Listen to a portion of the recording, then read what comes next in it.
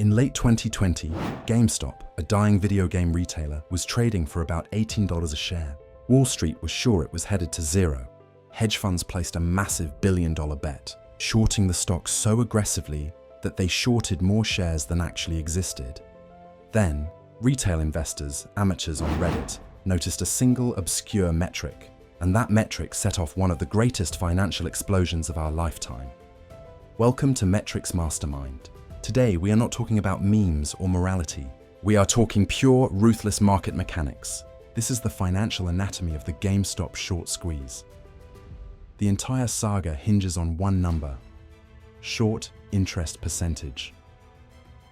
Imagine a game of poker where everyone at the table can borrow chips they don't own, sell them immediately, and then promise to buy them back later.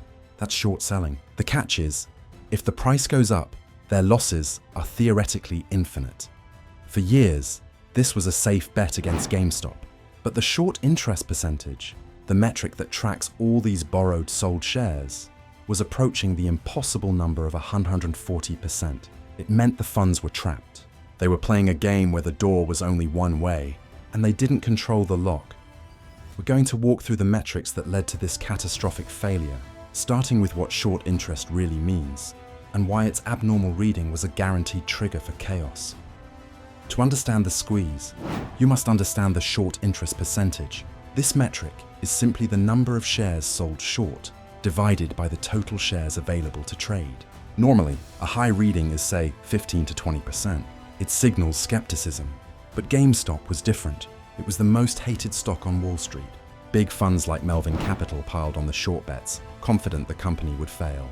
They did it so aggressively that the short interest crossed 100%. That's like a stadium holding 100 people, but 140 tickets were sold for one seat. How is that even possible? It's because the same borrowed share can be lent out multiple times. But here is the critical financial trap.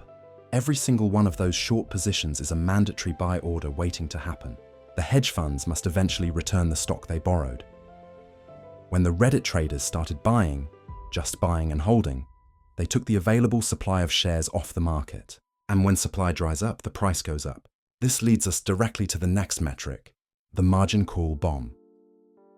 The rising price of GME stock triggered the ultimate weapon of financial destruction, the margin call. Hedge funds use leverage.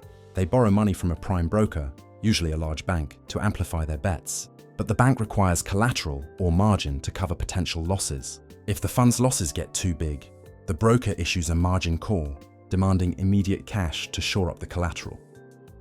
When GameStop hit $50, then $100, then $200, the hedge fund's losses ballooned. They couldn't raise billions in cash fast enough. The broker's solution? Forced liquidation. The bank forces the fund to close their losing position by buying back the borrowed stock. Think about that. The hedge funds needed to buy GME to cover their shorts, but their buying drove the price even higher, which triggered more margin calls, which created more mandatory buying. This is the essence of a short squeeze feedback loop.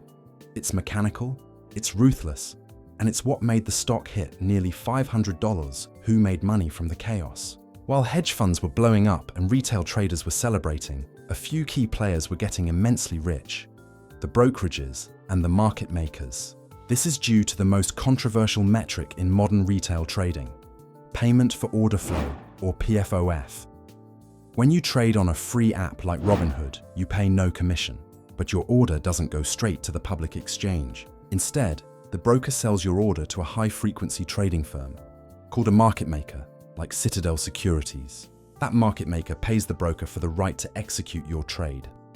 During the GME frenzy, volume skyrocketed. Every buy order the Reddit army placed meant more revenue for Robinhood via PFOF.